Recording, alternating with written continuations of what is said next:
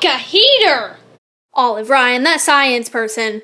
Olive Ryan, the science person. Olive, Olive, Olive, Olive, Olive, Olive, Olive, Olive, Olive. Science Olive, rules! Olive, Olive. T minus a bunch of seconds. Inertia is a property of matter. Olive, Olive, Olive, Olive, Olive, Olive Ryan, the science person.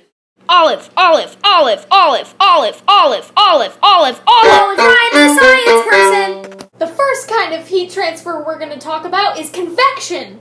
The transfer of thermal energy through the movement of matter. What's an example of convection? Well, the first example I'm going to talk about is the room I'm standing in. When this heater gives out hot air, the air in the room moves in a circular motion. You see, the hot air from the heater rises up in the top of the air, and then when it gets cold from this cold window, it gets cool again and sinks back down. And that's convection. The second method of heat transfer we're going to talk about is conduction.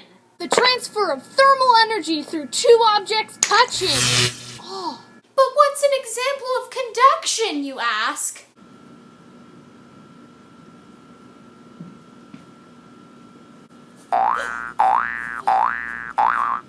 An example of conduction would be my feet touching this freezing cold snow.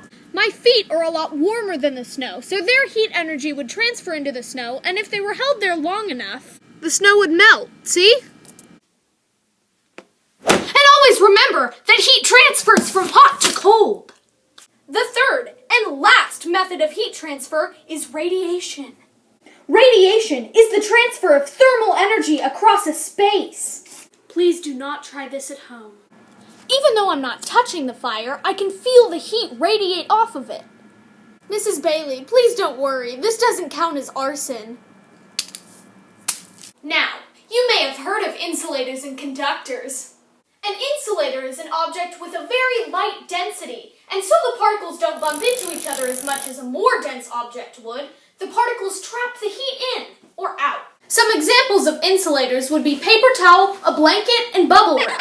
A conductor is an object with a greater density, like this butter knife, that when it is touching another object that is warmer or colder than it absorbs the heat energy and also lets it pass through.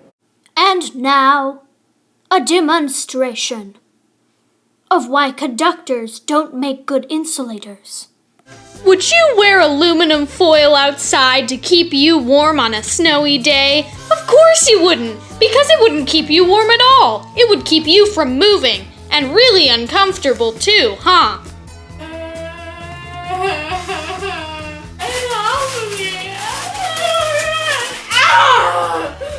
Well, say hello to the insulator. Hi! The cozy new way to keep you warm all day, every day. You can call me Butter, 'cause I'm on a roll!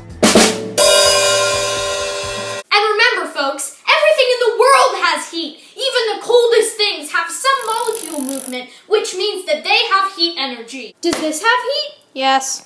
Does this have heat? Yes. Does this have heat? Yes. Does this have heat? Yes. But does this have heat? Yes. But does this have heat? Yes.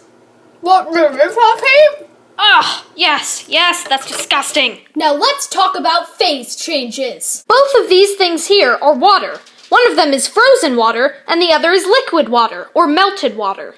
When you hold frozen water in your hand, and the heat energy transfers into it and turns into a liquid like we learned earlier, that's called a phase change. There are 4 different types of phase changes. When you turn a solid into a liquid, it's called melting. When you turn a liquid into a solid, it's called freezing. And when you turn a liquid into a gas, it's called vaporization. And when you turn a gas into a liquid, it's called condensation. And I'm going to give you an example for all 4.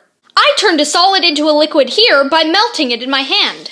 The weather turned a liquid into a solid by freezing the rain and turning it into snow. Vaporization occurs when I put this hot cup of water outside. It's not much, but you can see some of the steam coming off of the hot cup into the cool air.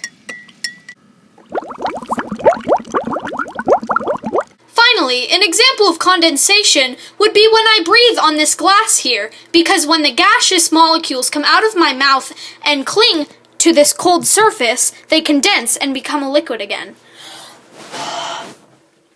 Now, we've done phase changes of water in class, but what we haven't tried is ice cream. In a phase change, the mass of an object stays the same, but what we haven't tried yet is objects that are something other than water.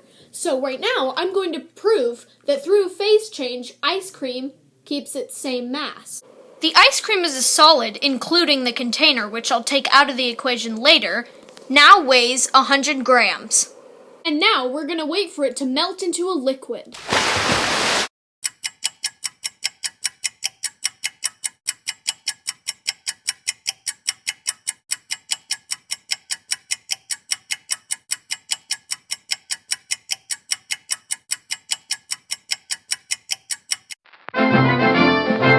The mass is still 100 grams. Even though the ice cream did undergo a phase change, the mass didn't change at all.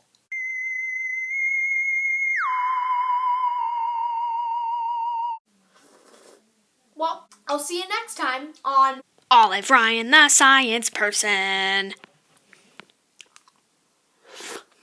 What's up?